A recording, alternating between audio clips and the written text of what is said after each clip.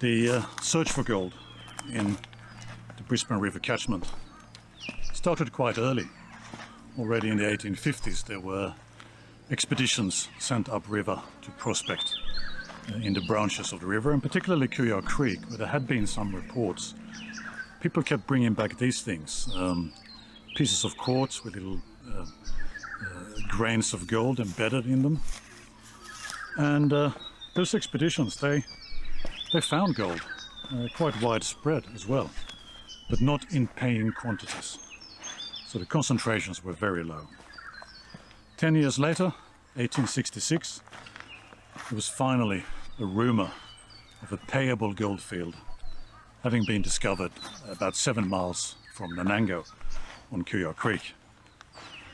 And a few months later, a gentleman stepped forward claiming that he'd found 1/2 pound of gold in weight in a matter of weeks. And that was the beginning of the very intense and very short-lived 7-mile diggings gold rush. By mid-1867, there were about 300 people reported working here, and some reports had up to 700 people. And most of the activity was actually focused on this very spot here. This is called Callaghan's Gully. And this is where most of the early gold, and possibly most of the gold overall, was found. But pickings were slim. Many made no return at all on their labour, and some even called it a false rush. But later that year, a gold field was discovered in Gympie, and that became the main attraction. Most of this vagrant population of prospectors, they packed up their bags and went to Gympie instead. But there was some activity beyond that. Well into the 1930s, you could find people here working the ground, particularly after heavy rains, when the water supply was good. Some of those were commercial operations, but they never made much money. But there's still gold here. If you go down to the creek, you have a scratch around in among the crevices, get that gravel and clay out, put that in a pan, give it a swivel, there's a good chance you'll find a few specks of gold. And if you want to do that and spend the day in this beautiful place, just go to the Nanango Visitor Centre and they will sell you a prospecting license. We're heading for a waterfall.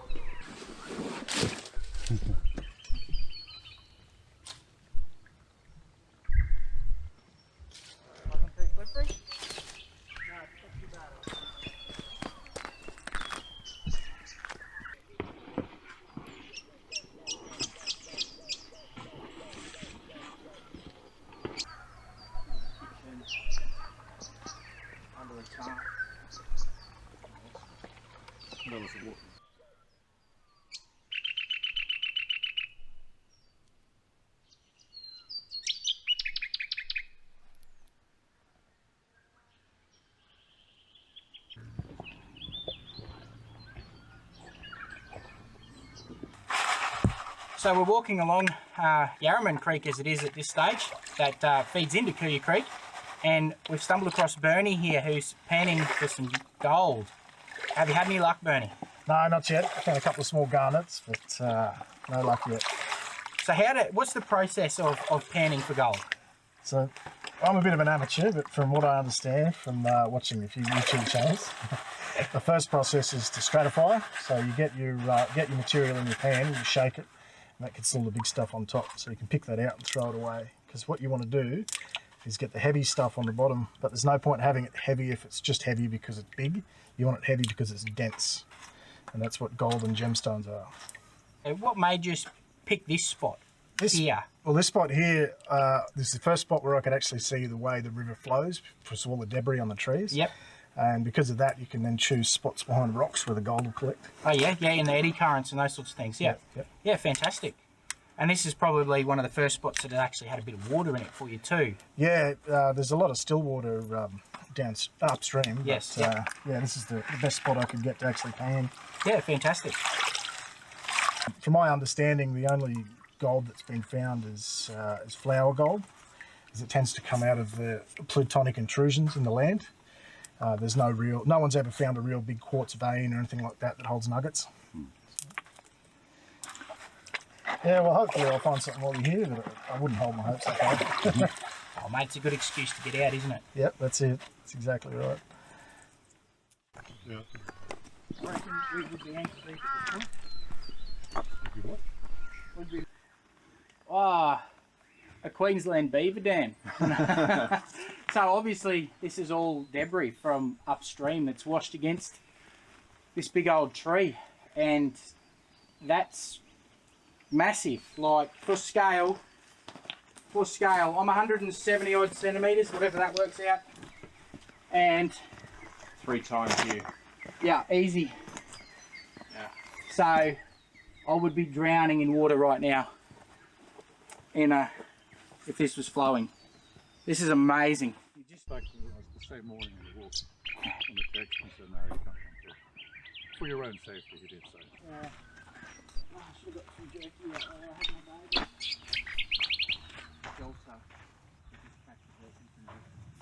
pop up. So here we've got the Bicentennial National Trail marker.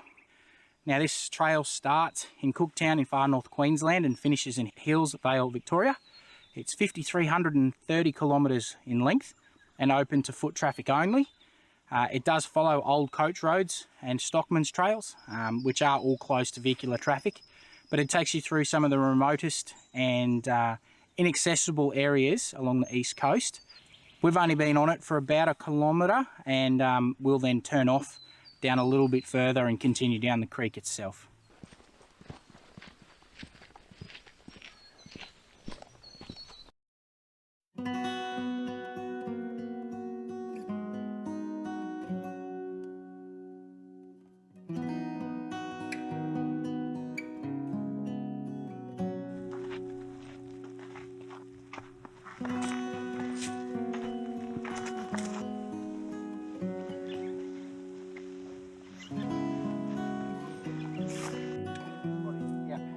It's amazing, isn't it? He's just...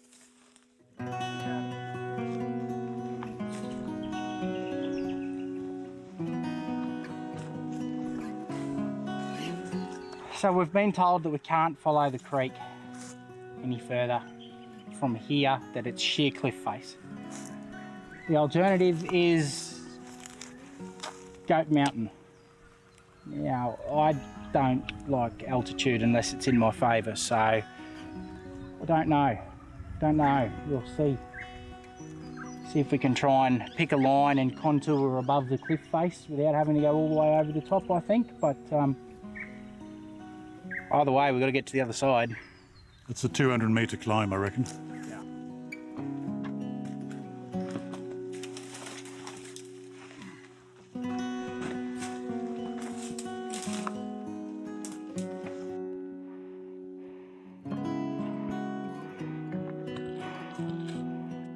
Whoop.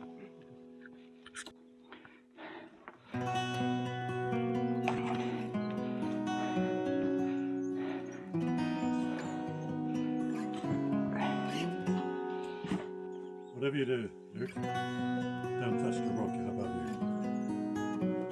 Don't even necessarily breathe. Never know.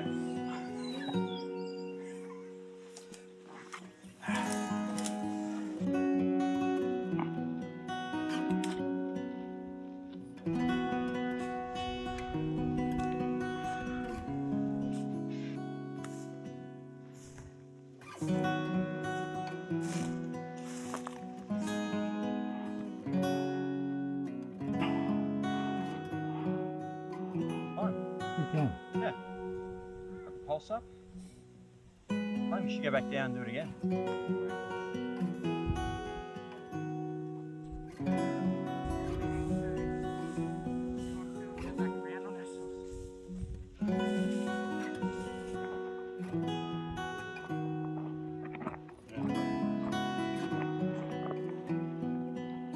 You have to backtrack. Cut across.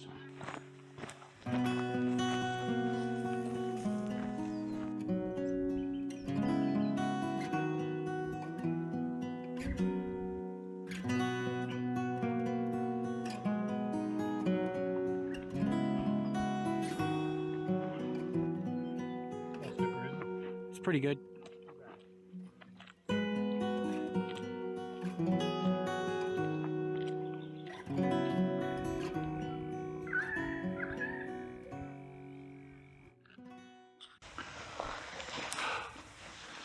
This is McCauley Weir, built in 1953 to supply water to Nanango, and now decommissioned as a water supply. It used to be a recreation reserve, but that was closed in 2003 because the road was damaged in a flood. And it's been closed ever since, and there's been proposals to open it, but too expensive with all the facilities they would need. So now it's just used by the farmers, which is a shame because I suppose there's only so many bodies of water like this in southeast Queensland, and on a hot summer's day I'd love to be down here with a fishing rod and maybe take a dip. It's beautiful. And a bit further behind us is Goat Mountain, which we thought we could walk around, get in one of the gullies at the back. We thought that gully would go around and we'd avoid climbing on top of it, but we had to scramble all the way up and down. Yeah, that was quite a climb. Yeah, beautiful spot.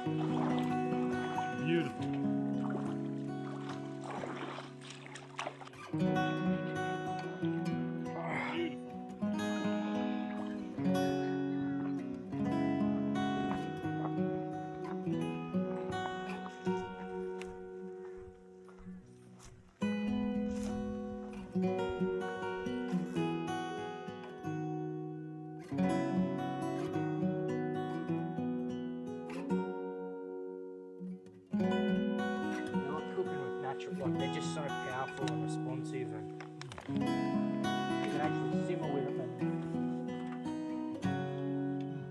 And unlike my MSR pocket rocket,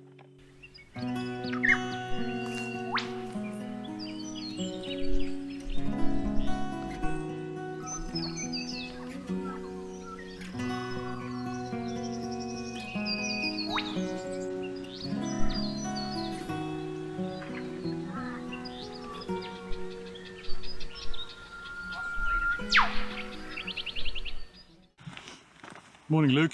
morning. What did you think about our campsite?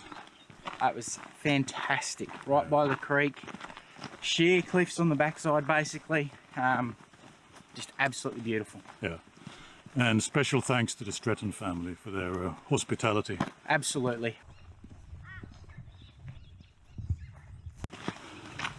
There's a third person on the walk, and that person is Simon Gans, an old buddy of mine.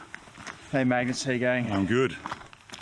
When I told Simon that we're going a bit remote, and it's good to be a three-person walk. I know Simon is an outdoors man. Yeah, Jumped on it. couldn't resist, yeah. Chance to walk through the Brisbane Valley, walk along some areas of the creek that few get to walk. Yeah, great scenery. So far, good? Mate, it's been awesome, hasn't it? Yeah. Yeah, it's been really spectacular. Is he yielding or are we? I'm not sure.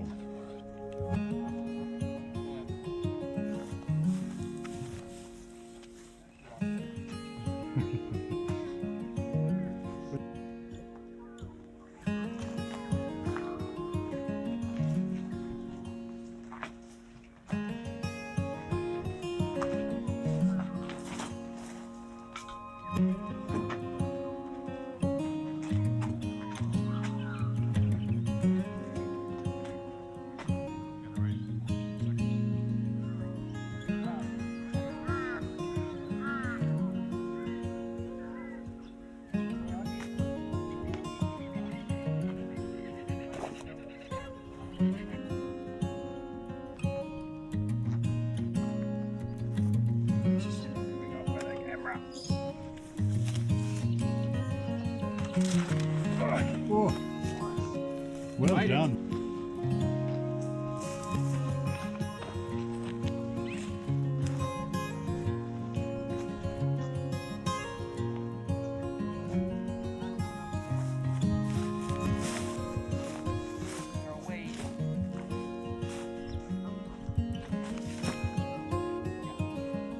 They have a vine. You just call this a paddy melon, Luke. It's a small wallaby. No, that's what they're nicknamed after, the wallabies. They grow in this sandy, undulating terrain. They're actually a weed and they're toxic.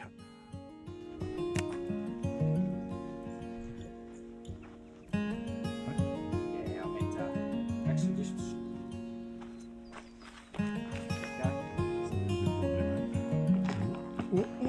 Oh! Yes!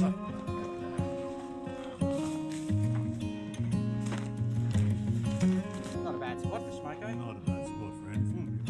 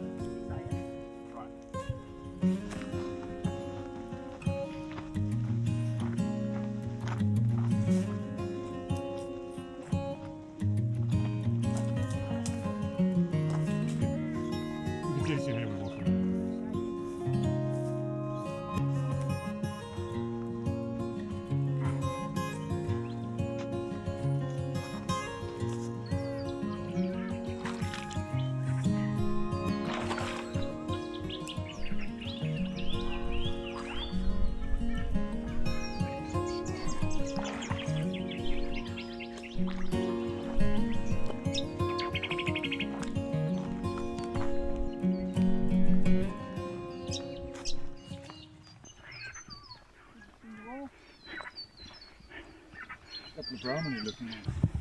Magnus, a Yes. milestone. Yes, another milestone. So this is the northernmost point of our journey. Yep, this is Paradise Creek, and from here on in, Cooyar Creek takes a turn to the south and finally heading towards Moreton Bay. And we've got one more big milestone on this leg. Yep, and that's reaching Brisbane River. But we're running short on time. Yep. It's taken far longer than we thought to get halfway today. We don't want to walk in the dark, so we just got to go for it. Let's move. Let's Okay. get it done. Yep.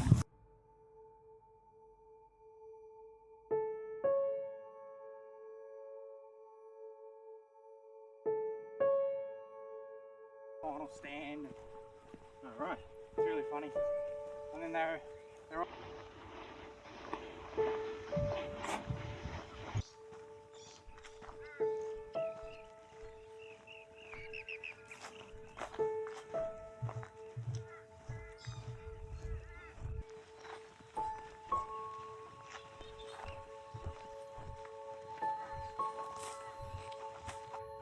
covering ground.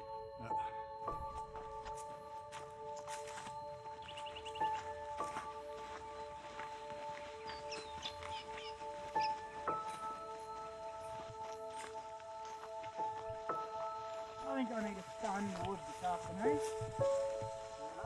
Stone.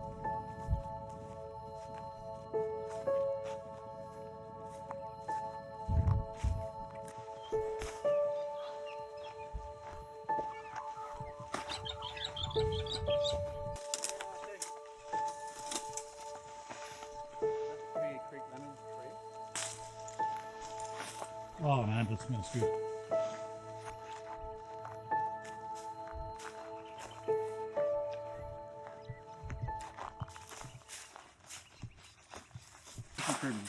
Hey Luke, Magnus. how are we? Stuffed. Scratched up. We're beaten up. We're beaten up. But we made it. Yeah, we're not beaten. No, we're not beaten. We're beaten up. Beaten up. But we made it. That was a long day's hiking through some fantastic, splendid environments, but some of it was tough going. Yep. Over the creek many times, out of your shoes, in of your shoes, Yep. scrambling up hillsides. It's a beautiful but tough terrain there up on the sort of lower Cooyar Creek. It's cut its way through the countryside, hasn't it? Millions of years it's been burying its way through, trenching its way through the landscape. So We're now at the Brisbane River Junction. Behind us is Cooyar Creek. Brisbane River is just here. It's dry, and then it just turns into Brisbane River. Head south towards Linville, down to Wivenhoe, and beyond. And that's where we're going next time. We've made this milestone. We made it. Now we've got some more to do. We do. And we've observed that the Brisbane River is dry, but Cooyar Creek, as you've seen, has had loads of water all along. It's still flowing, despite no rain for a long time. And when I've talked to locals here at the junction, they reckon that, and I agree, that if Cooyar Creek hadn't been named Cooyar Creek after the Cooyar homestead, Cooyar Run, in the early 1840s, before they really knew what was going on up here, Cooyar Creek would have been Brisbane River going all the way up to the Bunyas, because it's clearly the biggest branch. There's much more water, it's a bigger catchment. Yeah, and didn't you say that the locals have actually seen Cooyar Creek in full rain events push the Brisbane River backwards? That's right. When a lot of water, when it's raining a lot, apparently Brisbane River goes north. It pushes back upstream. But that's just a technicality. In any case, we're happy we started at the Bunyas. It's been a fantastic trip. Yep. Thank you to everybody that we have met along the way that have allowed us access to your private property, who have put us up, who have met us along the way, guided us, given us information. You have been an invaluable resource to us, and we just simply cannot thank you enough for your time. And anyone who thinks they want to do this, you may see a Cooyar Creek road on Google Maps. It does not exist. It sort of goes along Cooyar Creek here. It's an ancient reserve. I can't even find out when it was gazetted. It's really old. And it's unformed, and there's private licenses all the way along it. So if you see that road and you think you're going to travel down it, just forget about that. The only way to step on any of this land between here and Gilla is to talk to landowners, and that's a very lengthy process, and chances are they'll say no, for good reasons, biosecurity and so forth. Yeah. Yep. But thanks everyone. Thanks Luke. Thanks Simon over there in the corner. Thank you, Simon. Thanks, guys.